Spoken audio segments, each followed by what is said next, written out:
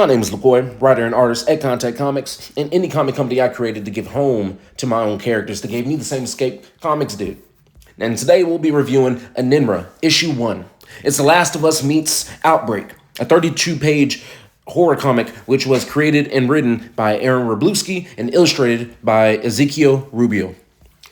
The way this will work is simple. I'll break down my thoughts on the comic in a non-spoiler fashion while discussing the story's hooks. When I say hooks, I mean things that make the readers lean forward in their chair and want to know more. For example, Sinners by Ryan Coogler starring Michael B. Jordan already has recognizable names attached to it. But then you throw vampires into the mix and suddenly people want to know more. That's a hook. My initial thoughts. Jesus Christ. Talk about the cover alone was enough to grab your attention. That first page throws the theme and the style right in your face immediately. There's no mistaking what kind of story this is if you ignore the description. It's gloomy, suspenseful.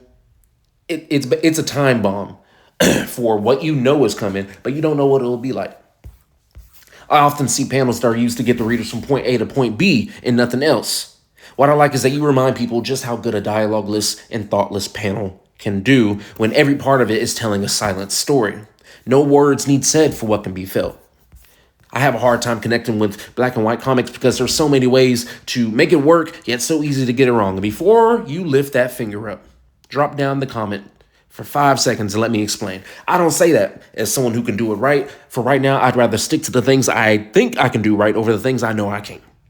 Nonetheless, I can speak on it as a reader. Black and white comics haven't worked for me. That could be for a number of things, both on me and the comic.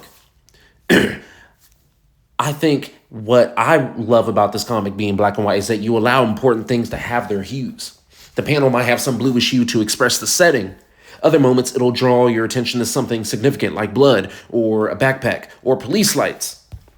The color difference in dialogue through technology and location bubbles gives a nice touch, and it's easy to differentiate between the many different types of dialogue you'll come across in this book. For example, for a horror comic, this is exactly how I expected to feel. I didn't think a horror comic would get that response out of me, but I read this in daylight and still had to back away from the pages when they were describing the outbreak symptoms. The dialogue was rich and layered. No need to guess who has history with who because the words they used laid it out perfectly. There was a scene where it's so bumptious how important it is to have the correct jargon for a specific setting, like let's say an airplane or an airport control tower. Right off on the last page, I'm left wanting to know what is the result of what they found, which is the question you'll be asking from the first page. This belongs on a TV show because a movie just wouldn't be able to withstand the lore Enenra is. Comment below if you'd like your comic reviewed by me, and if you'd like to support the channel in any way, head over to Kontactcomics and check out my 2 comic series currently available, Fusion and Echo.